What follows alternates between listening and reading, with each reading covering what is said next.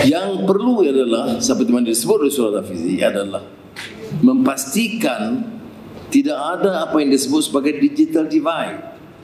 Apa dia permasalahan dalam soal digital? Pertama, ia satu teknologi baru yang mencabar, yang dalam beberapa keadaan memerlukan suntikan dana yang besar untuk diperkenalkan secara prakasa atau prasarana awal. Kedua, ia memanfaatkan golongan elit bandar. Dia menyebabkan kesenjangan melebar di kalangan rakyat biasa, sama ada miskin bandar, desa dan pedalaman. Itu kebimbangan kita. Tapi apa yang dilakukan oleh kerajaan, khususnya Kementerian Ekonomi pada hari ini, ialah mengenal pasti masalah ini dan mencari penyelesaiannya. Apa yang diluncurkan hari ini ialah memastikan supaya dengan kerjasama Intel, supaya AI itu tidak lagi janggal bagi rakyat keseluruhannya. Saya ucap terima kasih kerana kerjasama MyDigital dan Intel memperkenalkan suatu tajuk yang sebenarnya baru. Ini yang saya selalu sebut dalam bidang pendidikan ni, macam penerokaan teknologi baru seolah menggapai langit. Dia sukar difahami, tetapi tidak terlalu sukar bagi kalangan muda. Dan menerima kenyataan ini, MyDigital dan Kementerian Ekonomi mengambil inisiatif ikhtiar. Dari awal kita baru luncurkan beberapa bulan yang lalu program apa yang disebut transformasi digital dan diikuti dengan padu, dan pada hari ini awal supaya rakyat tidak ketinggalan. Jadi kita perkenalkan AI untuk rakyat.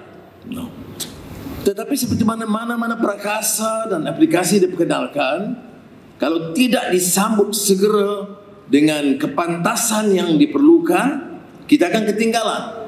AI ini seperti mana teknologi baru, ada satu bidang yang mesti dikuasai sekarang dan mesti diterima kelajuan perubahan yang memaksa kita untuk cepat menangkapnya. Jadi kalau diperkenalkan hari ini, kemudian mengambil tempoh 3 bulan untuk pihak universiti dan sekolah memikirkan dan merencanakan, 6 bulan baru nak diminta pelajar-pelajar mengikuti AI untuk rakyat, apps yang disediakan, maka kita ketinggalan 1 tahun. Kita tidak ada waktu. Jadi nak Chancellor ada di sini, saya harap universiti ini, seperti dan juga universiti lain, Timbalan Menteri Pendidikan Tinggi pun ada, pastikan semua pelajar tanpa kecuali, terutama yang di universiti, mesti ikuti program 4 jam. Dan tidak semestinya orang itu dalam disiplin IT atau AI, dalam mana disiplin, dia merentas disiplin. Ya, apa yang dilakukan dalam AI untuk rakyat ini merentas kementerian, merentas jabatan. Jadi saya rasa satu kerugian besar kalau kita tak memanfaatkan dan menetapkan dan mewajibkan semua pelajar, tentunya bermula dari pensyarah, menguasai, sekarang mengikuti. Ini yang basic, kefahaman yang asas. Saya tanya tadi Saudara Fizi tentang www.ai ini, saya kata mesti bermula dengan Perdana Menteri. Jadi mungkin malam ni dia akan cek sama ada saya dah buka apps itu tidak. Itu saja caranya, Ustaz. Ini suatu hal yang baru. Sejak pengumuman, dalam 1 bulan mesti ada laporan.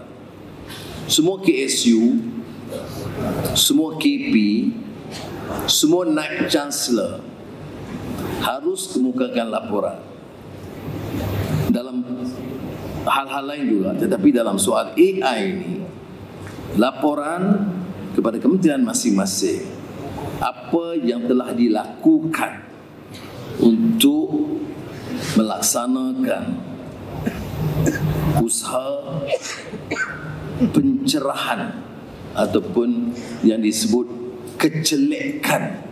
Ada yang kata dulu kita sebut cultural literacy, kecelekan budaya. Kemudian kecelekan digital. Ini hari ini kecelekan AI. Jadi program AI untuk rakyat harus dalam tempoh 1 bulan dari tarikh ini. Saya minta semua naib chancellor, ketua pengarah, KSU memberi laporan tentang apa yang diusahakan dan berapa jumlah mengikut perkiraan mereka anak-anak kita yang sudah tamat kursus awal 4 jam ini. Dan saya anggap cabaran ini juga termasuk Perdana Menteri dan Jemaah Menteri. Jadi dalam 1 bulan semua ahli Jemaah Menteri akan beri laporan. You are bullish with your target of reaching the 1 million by year end. Having said that, how do you see the digital sector increase its contribution to the GDP this year and improve the job employment? If we are serious about digital transformation and AI, we have no choice but to get the general public, the rakyat, fully aware of what I call cultural literacy and literacy digital, or digital literacy and AI literacy. Now there is of course apps. We can start with that. Just an introduction to what digital technology and AI is all about. And we have to compel students and civil servants to start. And I believe therefore we can get a few 100,000 immediately just to follow through. Right? Terima kasih.